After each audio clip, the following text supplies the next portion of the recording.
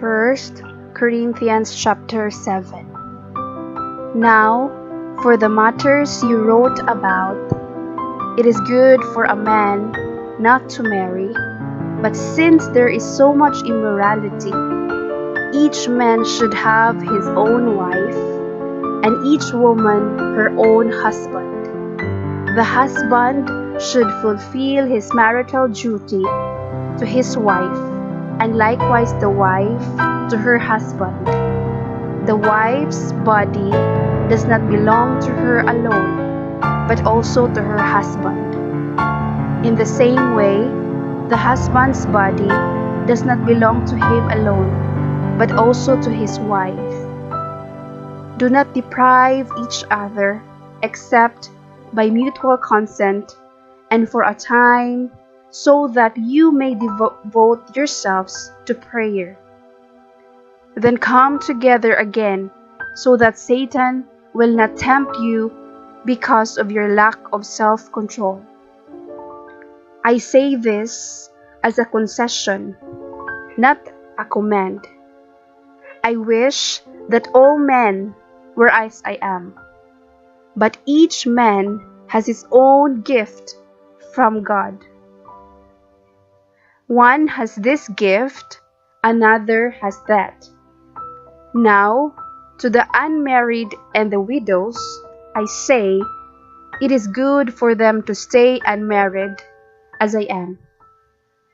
But if they cannot control themselves, they should marry, for it is better to marry than to burn with passion. To the married I give this command, not I, but the Lord. A wife must not separate from her husband, but if she does, she must maintain unmarried, or else be reconciled to her husband. And a husband must not divorce his wife. To the rest I say this, I, not the Lord. If any brother has a wife who is not a believer, and she is willing to live with him, he must not divorce her.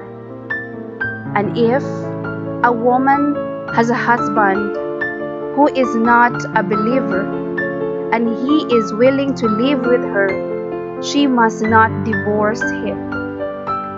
For the unbelieving husband has been sanctified through his wife, and the unbelieving wife has been sanctified through believing husband.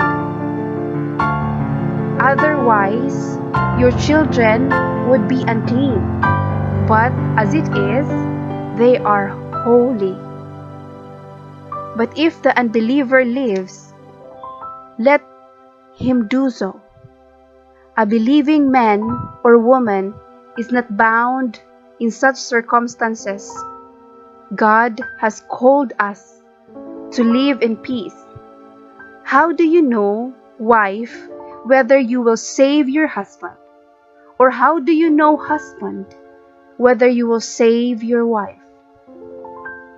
Nevertheless, each one should retain the place in life that the Lord assigned to him, and to which God has called him. This is the rule I lay down in all the churches.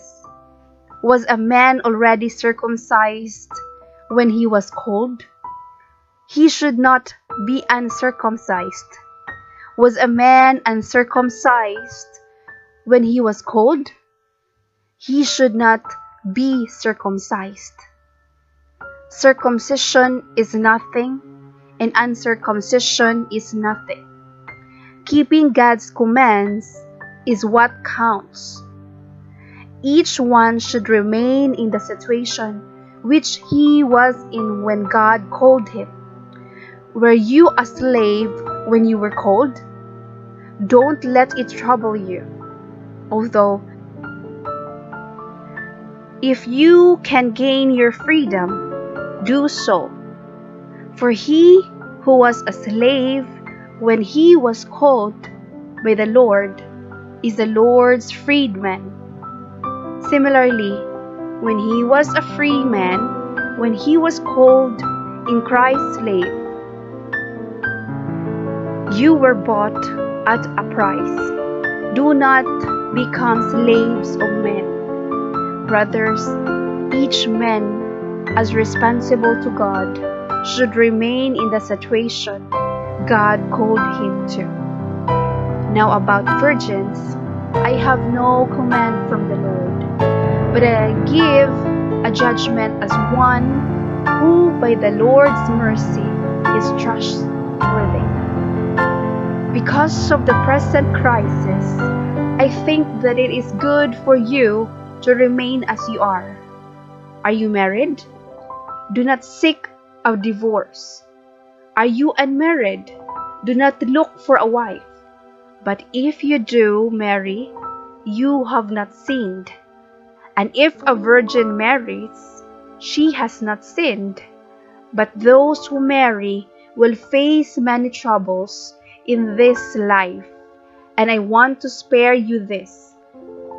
What I mean, brothers, is that the time is short. From now on, those who have wives should live as they had none.